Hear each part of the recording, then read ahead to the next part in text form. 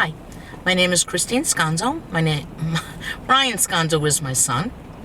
I was diagnosed with breast cancer in September. I've already completed 8 rounds of chemotherapy, lost my hair, lost my eyebrows, lost my eyelashes, lost some weight.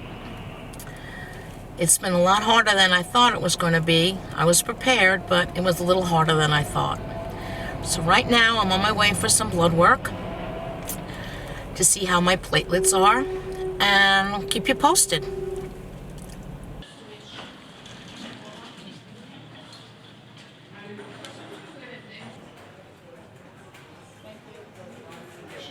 I'm going to tell you a little bit about my journey. The past 6 months, I was diagnosed with breast cancer in September. Was a bit of a shock. No, I'll take that back. It was a big shock. But I hadn't gone for any mammograms in a few years, so I have nobody to blame but myself. I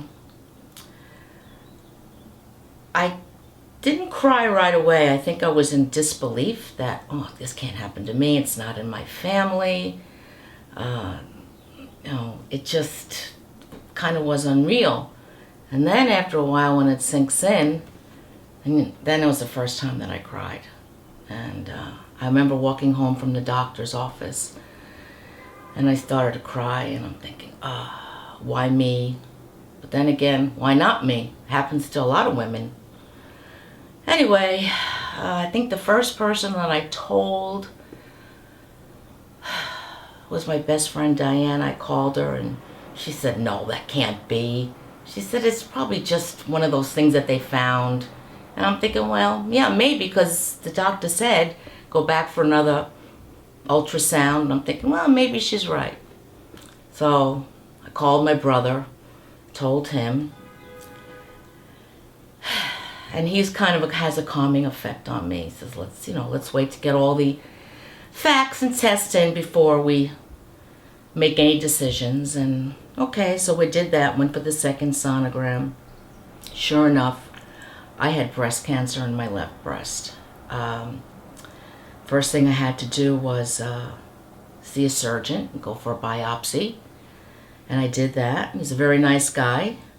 And I think I'm being really strong. I truly am. I think I can handle this. I raised 2 kids by myself. My husband died 13 years ago. I'm thinking, I can do this. It'll be rough, but I can do it.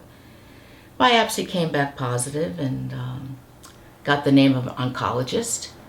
Went to see him, and he explained everything to me. He and his nurse practitioner, who actually the nurse practitioner was a lot better than the doctor, told me what the regimen was going to be for the next 6 months or so. Chemotherapy every other week until I started in October, and it would end in February. What advice would you give to someone that recently has been diagnosed with some type of cancer? Okay, the one thing that I regret when I was diagnosed and other people told me to do it and I didn't, is to always get a second opinion. I didn't do that. One, because I felt, well, cancer is cancer, and the treatment is probably going to be the same whoever you go to. But I wish I had gone to another doctor, because when you're in this situation, you have to trust them so much that your life is in their hands. And advice that I would have is always get a second opinion. Stick with the doctor you like. And the reason I didn't is, number one, I said it because I wanted this over with and done.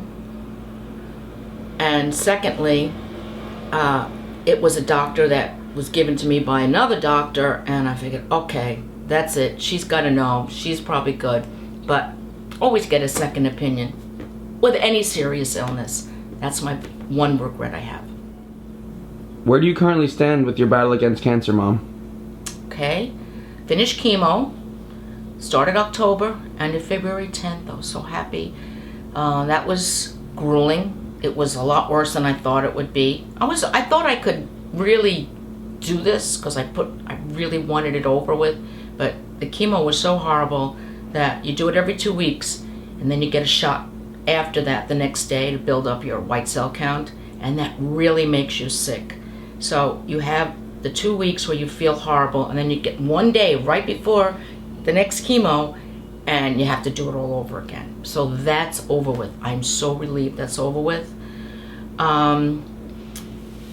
It took about a month to feel better after that. The stuff is all in your system.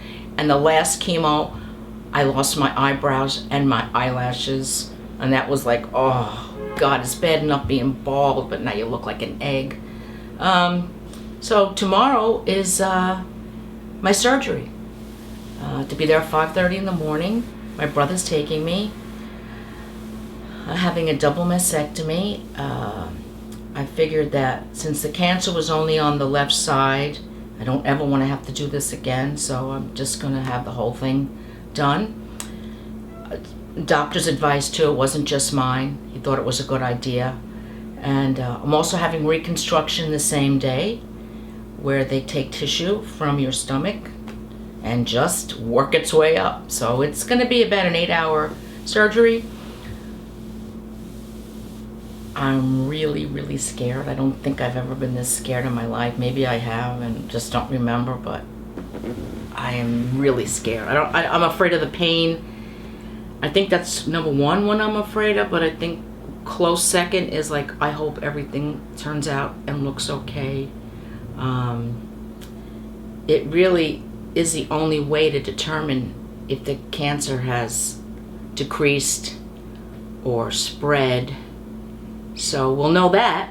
And I just put it in the hands of God at this point. There's not much more I can do in the hands of the surgeon, but I think more so in the hands of God. Okay, my journey isn't over yet. Just had my double mastectomy a few weeks ago with reconstruction. My next thing to do is physical therapy, because I kind of lost the use of this left arm, and then radiation. And then I just heal and hope for the best, and just want to remind everybody out there, go for a yearly checkup and don't put it off.